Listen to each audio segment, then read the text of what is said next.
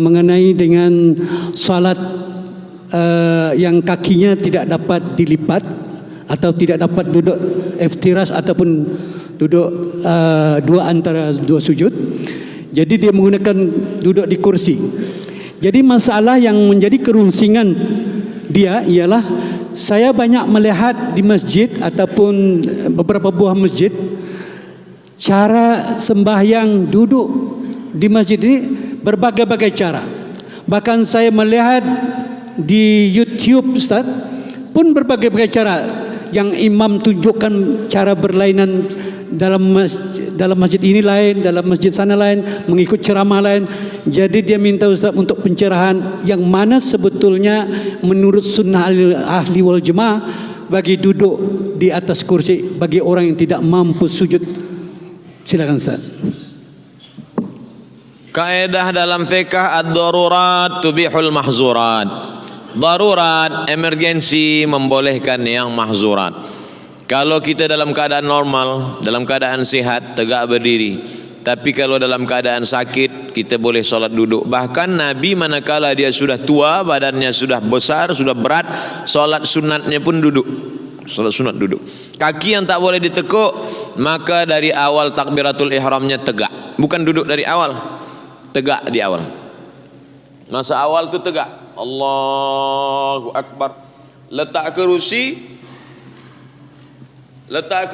kaki kerusi itu di awal, kaki kerusi di awal sajadah, di pangkal sajadah.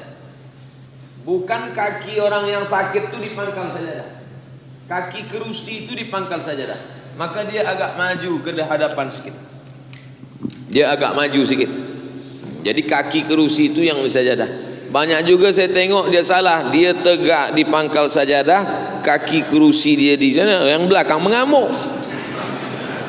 Balik dari situ bertambah sakit. Dia maju, kaki kerusi di pangkal sajadah, dia tegak. Ghairil maghdubi alaihim waladdallin. Amin. Bismillahirrahmanirrahim. Qul huwallahu ahadunillahus samad. Kaki kerusi di pangkal sajadah. Ini pangkal sajadah. Terus dia tegak. Qul huwallahu ahadunillahus samad lam yalid wa lam yulad wa lam yakul lahu kufuwan ahad. Rukuk. Kalau boleh rukuk, rukuklah. Kalau tak boleh rukuk sebab mula sakit, duduk. Allahu Akbar. Sami Allahu liman hamidah. Sujud. Allahu Akbar. Lebih rendah lagi sikit.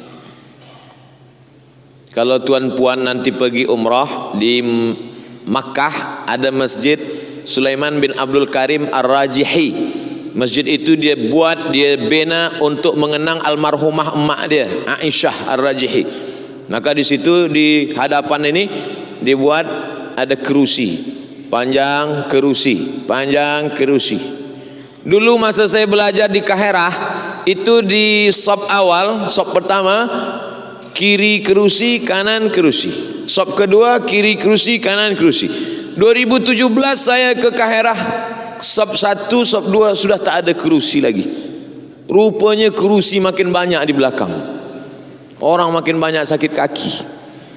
Artinya apa? Orang sakit tetap ke masjid, badannya sakit, jiwanya sehat sebab dia menengok orang. Jangan orang tua kita yang sudah sakit, ayah, mak sakit di rumah aja lah, tunggu malaikat maut datang. Bawa dia ke masjid supaya semangat dia. Dulu kita tak berjalan, dia gendong kita, dia bawa. Sekarang dia tak berjalan, kita pula gendong dia, kita bawa ke masjid. Kita belikan kerusi, kita letakkan kerusi di samping kiri atau samping kanan, letakkan. Bila ada orang, apa awak bawa?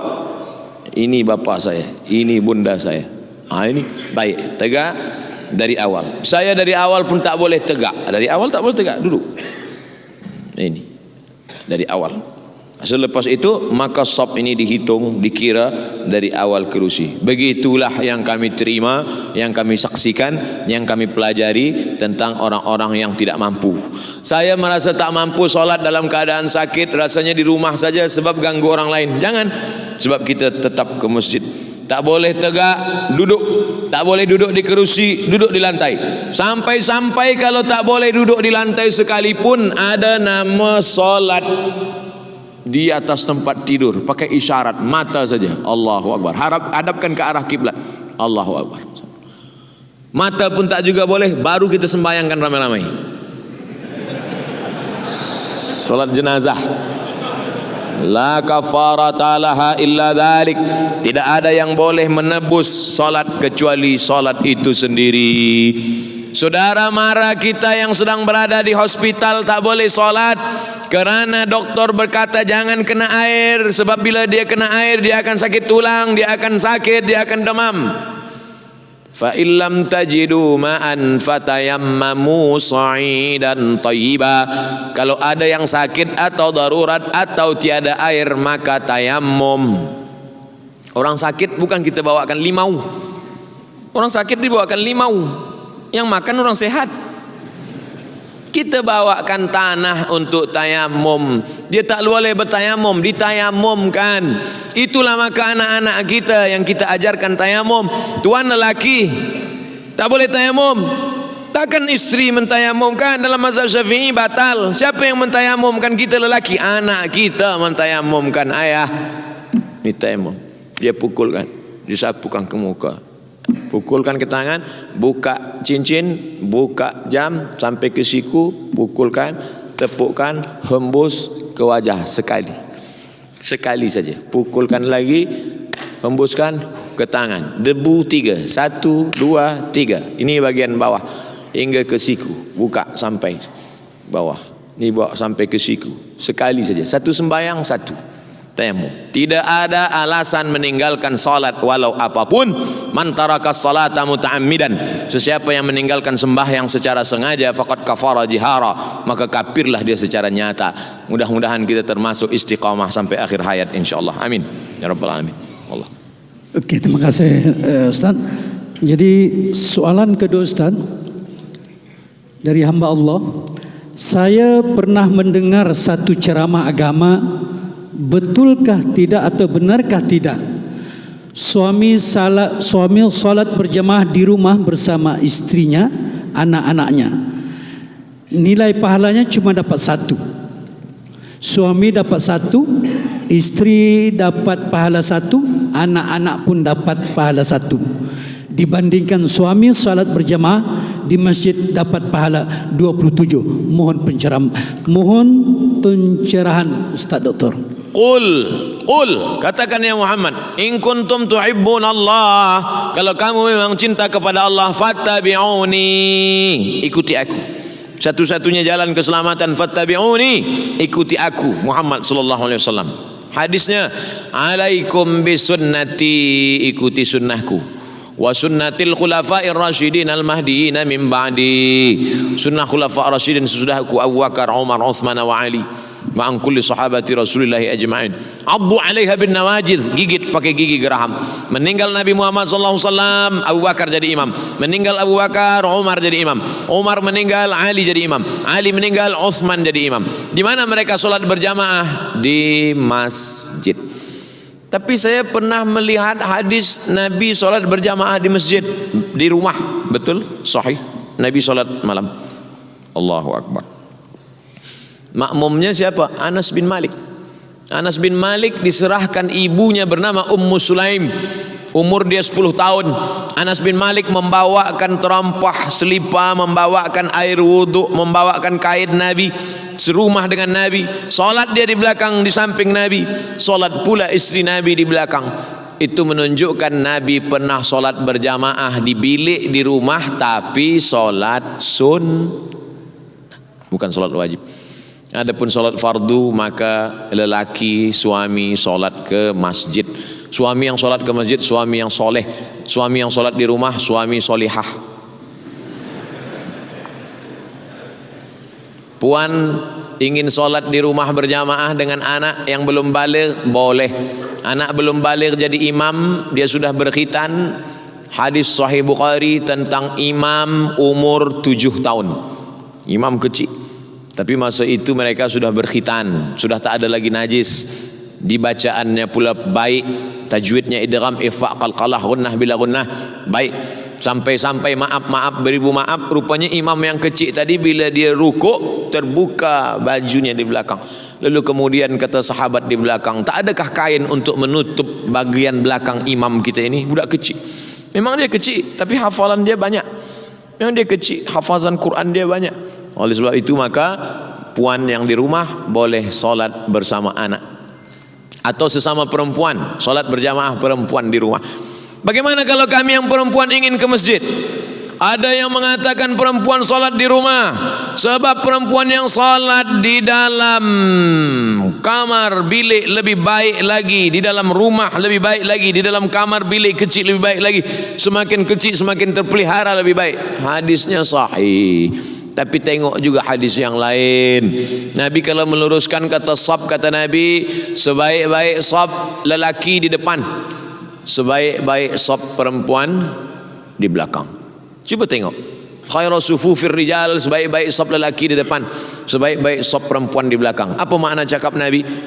Saf lelaki di depan, saf perempuan di belakang. Maknanya ada perempuan di belakang. Kalau tak ada perempuan di belakang, pasti kata Nabi, sebaik-baik saf lelaki di depan, yang perempuan pergi balik. Makanya sampai hari ini pintu masuk Masjid Nabawi Babus Salam, keluar dan masuk dari Babus Salam, keluar Babul Baqi. Di belakang Babul Baqi Babu Jibril, di belakang Babu Jibril Babun Nisa. Babun Nisa ini bukan sekarang. Babun Nisa sudah ada masa zaman Umar bin Khattab. Zaman Umar bin Khattab bila ada lelaki masuk dari Babun Nisa ditangkap, dicambuk, sebab dia sudah ikhtilat, bercampur dengan perempuan.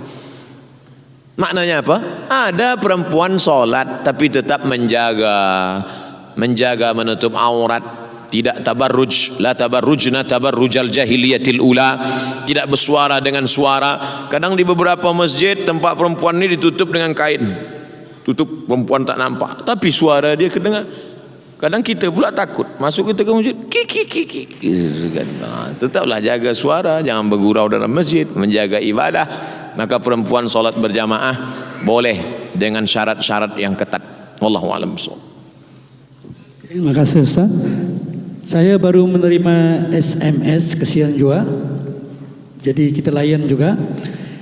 Jadi maaf, saya mewakili bagi pihak Muslimah Masjid Al-Amirah Al-Hajjah Maryam, Kampung Jerudong. Soalan saya begini Ustaz Doktor.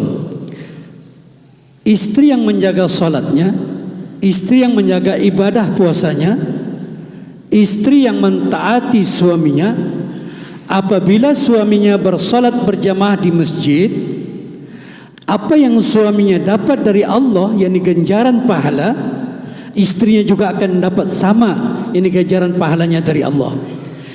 Persoalannya begini Ustaz Doktor, apakah benar kami yang bergelar istri ini akan dapat ganjaran pahala yang sama tanpa berkurang sedikit pun apabila suami salat di masjid? Karena saya pernah mengamati satu ceramah dalam YouTube yang bergelar Profesor menjelaskan hal ini bersandarkan dengan hadis baginda Rasulullah sallallahu alaihi wasallam. Mohon pencerahan Ustaz Doktor. Perempuan mengadu kepada Nabi sallallahu alaihi wasallam, lelaki itu boleh puasa, lelaki itu boleh sembahyang berjamaah, lelaki itu boleh i'tikaf, lelaki itu boleh amal banyak, sedangkan kami ini hamil, maaf, kami ini pula uzur syar'i haid, kami ini pula membesarkan anak-anak, bagaimana ni ya Rasulullah? Maka kata Nabi sallallahu alaihi wasallam, amal dia yang baik menjaga keluarga ini sama seperti amal lelaki. Itulah yang disyarahkan oleh ulama. Hadis yang pendek inilah yang disyarahkan oleh ulama, bahwa perempuan mendapatkan amal yang sama. Man ala thalatha banatin, siapa yang membesarkan, memandikan, menyuapkan, menjaga anak 3 perempuan, fa'addabahunna, dia didik dengan baik-baik, diajarkan cara makan, diajarkan cara pakaian, kanan dulu, buka kiri dulu, diajarkan cara doa, masuk kaki kiri, keluar kaki kanan. Wa ahsana ilaihi wa zawwajahunna, dia nikahkan dengan orang baik-baik, wa ahsana ilaihinna, dia buat baik sampai mati, falahul jannah, maka surgalah baginya. Lalu kemudian ketika dia mengandung, melahirkan anak 9 bulan 10 hari, meregang nyawa, mati dia. Matinya mati syahid. 9 bulan 10 hari meregang nyawa, mengandungkan anak, menyusukan, bernilai ibadah. Bernilai ibadah, mendapatkan pahala ibadah. Maka perempuan-perempuan yang hamil, jangan malu. Ini awak anak yang keberapa? Yang ke-7. Apa ni tahun hamil? Ibadah. Ada ibadah putus. Salat selepas mati putus. Baca Quran selepas mati putus. Idza matal insan, kalau manusia mati, hadis riwayat Muslim, inqata'ah, putus. Tapi ada yang tak putus. Mana dia? Waladun salihun, anak yang soleh yang terjaga di tengah malam berkata, Rabbighfirli wali walidayya warhamhuma kama rabbayani shaghira.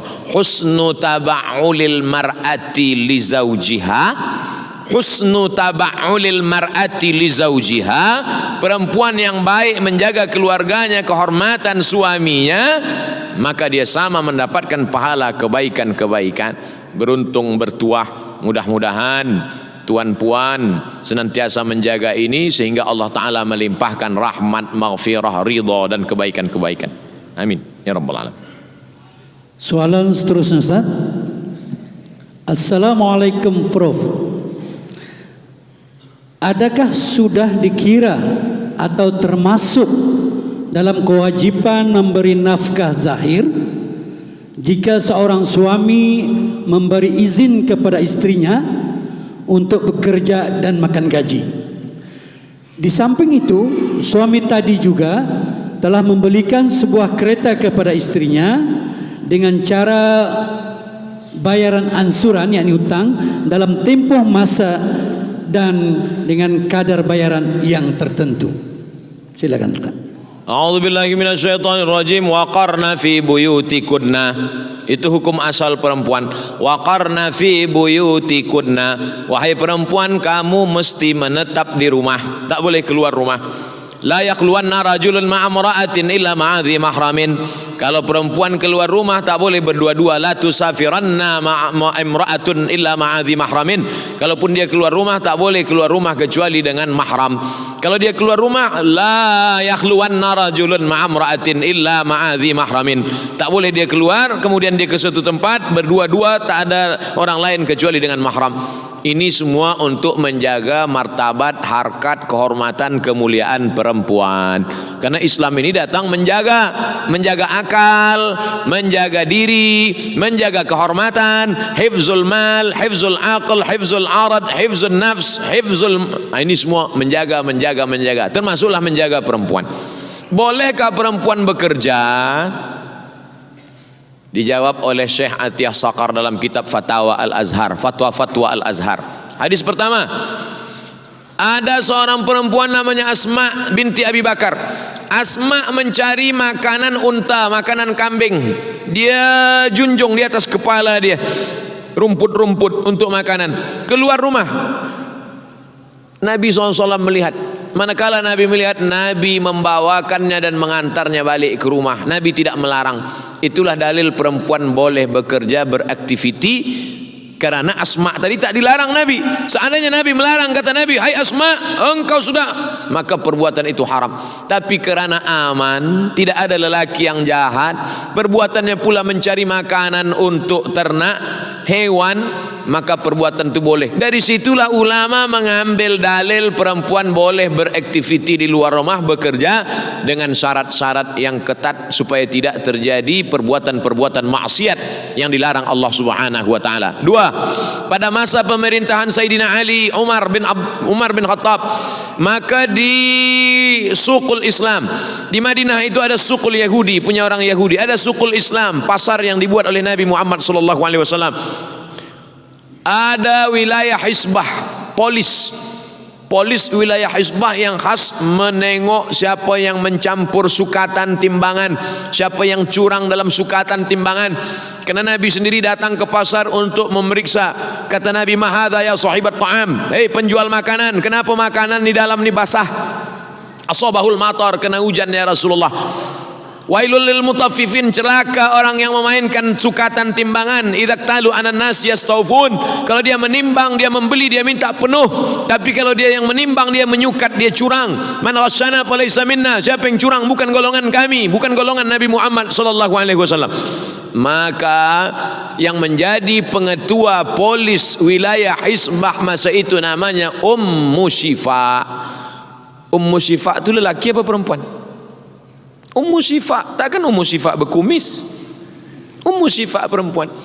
Itulah dalil perempuan boleh beraktiviti, tapi dengan syarat yang ketat. Syarat yang pertama, la tabarrujna tabarrujal jahiliyatil ula, tidak bersolek-solek jahiliyah. Syarat yang kedua, la yakhluwanna rajulun ma'amra'atin, tak boleh berdua-duaan dengan lelaki yang tak mahram. Syarat yang ketiga, tak boleh dia musafir dengan lelaki yang tak mahram. Syarat yang keempat, hendaklah dengan izin walinya. Kalau suami ada maka izin suaminya. Syarat yang kelima, la yadribna bi arjulihinna, dia tak pukulkan kakinya ke lantai.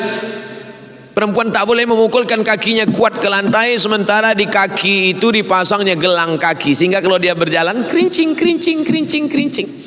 membuat lelaki memandang, keluar biji mata lelaki menengok gelang kaki. Ini semua adalah Islam datang untuk menjaga manusia. Islam bukan cuma berzikir, Islam bukan cuma salat, tapi Islam menjaga kehormatan, kemuliaan perempuan. Puan-puan bersyukur pada Allah dengan banyak berselawat, Allahumma salli ala sayyidina Muhammad wa ala ali sayyidina Muhammad, karena dialah yang sudah mengangkat kemuliaan, kehormatan, kemuliaan perempuan. Wallahu a'lam. Alhamdulillah. Jadi mungkin ini soalan yang terakhir, Ustaz. Baik. Yang lainnya tidak sempat mungkin. Jadi bagaimana pula kedudukan perempuan yang belum bersuami? Adakah lebih afdal salat di rumah atau di masjid? Silakan Ustaz. Tentang perempuan salat di rumah atau di masjid, kalau tidak menimbulkan fitnah, hukum dia boleh di masjid, jaiz, mubah. Tapi kalau menimbulkan fitnah, elok dia salat di rumah. Menimbulkan fitnah, perempuan elok solat di rumah. Tapi kalau dari maghrib ke isya ada tazkirah, ada soal jawab, lelaki ramai, perempuan pula ramai, maka elok dia datang ke masjid. Atau di universiti, perempuan ramai, lelaki pun ramai, ada tazkirah, maka elok. Tapi kalau di suatu kawasan tempat sunyi, lelaki pula hanya beberapa orang, dia pula bersendirian berdua, maka elok dia di rumah. Adapun lelaki, maka lelaki bukan perkara mubah, tapi lelaki, Nabi SAW selepas salat, Nabi memandang ke belakang, Nabi tanya, asyahidun fulan, mana si fulan, asyahidun fulan, mana si fulan, kenapa dia tak datang salat berjamaah? Layan tahiyatna, mereka yang tak datang salat berjamaah berhenti, jangan ulang lagi. Kalau tetap mereka tetap tidak datang salat berjamaah, la uharriqanna alaihim buyutahum, aku akan bakar rumah mereka, kata Nabi SAW. Lalu kemudian turun pula ayat, Nabi menjadi imam pada perang namanya salat khauf. Salat khauf, Nabi tetap menjadi imam. Pada saat perang, genteng, nyawa di ujung tanduk, datang musuh mau membunuh, memanah, menombak, maka tetap ada salat namanya salat khauf. Salat khauf disusun dua barisan. Pertama imam maju ke hadapan, sop pertama salat, sop kedua menjaga dengan tombak, dengan pedang, dengan panah. Selepas itu salam, sop yang kedua maju ke hadapan, sop yang di hadapan mundur ke belakang, maka bergantian. Nabi imam jadi imam dua kali. Itu menunjukkan pada perang sekalipun tetap salat berjamaah, apalagi dalam keadaan aman dan damai. Mudah-mudahan kita istiqamah salat berjamaah insyaallah. Amin ya rabbal alamin. Terima kasih Ustaz. Jadi mohon maaf bagi yang menghantar soalan-soalan tidak dapat dikemukakan kerana masa yang terhad. Jadi untuk menutup acara, kita mempersilakan Yang Mulia Ustaz Dr. Haji Abdul Samad untuk menutup dengan membacakan doa mengambil berkah pada majlis pada malam ini. Ala hadhihi niyya wa kulli niyatin salihah. Al-Fatihah. A'udzu billahi minasy syaithanir rajim. Bismillahirrahmanirrahim. Alhamdulillahi rabbil alamin arrahmanir rahim maliki yaumiddin. Iyyaka na'budu wa iyyaka nasta'in. Ihdinas siratal mustaqim, siratal ladzina an'amta 'alaihim ghairil maghdubi 'alaihim waladdallin. آمين. اللهم صل على سيدنا محمد وعلى آل سيدنا محمد. اللهم إنا نتوسل إليك بحق محمد صلى الله عليه وسلم والنبيين والصديقين والشهداء والصالحين. Kami mohon kepada Engkau ya Allah dengan kemuliaan Nabi Muhammad sallallahu alaihi wasallam, dengan kemuliaan surah Al-Fatihah, antuyassir lana umurana, mudahkan segala urusan kami, urusan dunia dan akhirat. Wa tuballigh maqasidana, sampaikan segala maksud tujuan hidup kami dan tujuan mati kami mencari ridha-Mu ya Allah. Wa anta dafa'na al-ghala wal waba wal fahsya wal riba wal zina wal munkar. Jauhkan negeri kami, jauhkan negeri tempat kami mencari nafkah, jauhi negeri tempat kami berusaha, jauhkan negeri tempat kami lahir dan besar, jauhkan negeri tempat kami hidup dari segala malapetaka, bencana, musibah ya Allah. Allahumma ja'al abna'ana wa banatina min hufazil Quran wal hafizat. Jadikan anak cucu keturunan kami menjadi para penghafaz Al-Quran. Allahumma ja'alhum minal mujahidin fi sabilik bi amwalihim wa anfusihim. Jadikan mereka anak-anak yang menolong agama-Mu di masa akan datang dengan nyawa dan harta serta kuasa mereka ya Allah. Rabbana fir lana dzunubana, ampunkan dosa kami, wali abaina, ayahanda kami, wali ummahatina, ibu kami, wali azwajina, pasangan hidup kami, wali dzurriyyatina, anak cucu keturunan kami, wali masyayikhina, tuan-tuan guru kami, wali man hadarana, semua yang hadir di majlis ini, wali man ghaba anna, yang tak dapat hadir karena udhur syar'i, wali ikhwanina alladzina sabaquna bil iman, saudara-saudara kami yang sudah mendahului kami dengan iman. Allahumma ja'al kuburahum rawdatan min riyadil jinan. Jadikan kubur mereka salah satu dari taman-taman surga-Mu ya Allah. La taj'al kuburahum hufratan min hufarin nar. Jangan Kau jadikan kubur mereka salah satu dari lubang neraka-Mu ya Allah. Allahumma barik lana fi arzaqina, berikan berkah pada rezeki kami supaya kami boleh berwakaf, berinfak dan bersedekah ya Allah. Allahumma ij'alna ma'al ladzina yastami'una al-qawla fayattabi'una ahsanah. Jadikan kami orang-orang yang mendengarkan tazkirah yang baik kemudian mengiringinya dengan amal-amal saleh yang baik. Allahumma jama'na ma'al habibil mustafa fi jannatikal ula. Satukan kami bersama Nabi Muhammad SAW dalam surga Jannatul Firdaus. Allahumma khtim lana bihusnil khatimah wa la takhtim alaina bisu'il khatimah. Rabbana atina fid dunya hasanatan wa fil akhirati hasanatan wa qina adzabannar. Wa sallallahu ala sayyidina wa maulana Muhammad wa ala alihi wa sahbihi wa sallam. Walhamdulillahi rabbil alamin. Taqabbalallahu minkum minna wa minkum taqabbal ya karim. Terima kasih segala perhatian, mohon maaf segala kekhilafan. Wassalamualaikum warahmatullahi wabarakatuh. Waalaikumsalam warahmatullahi wabarakatuh.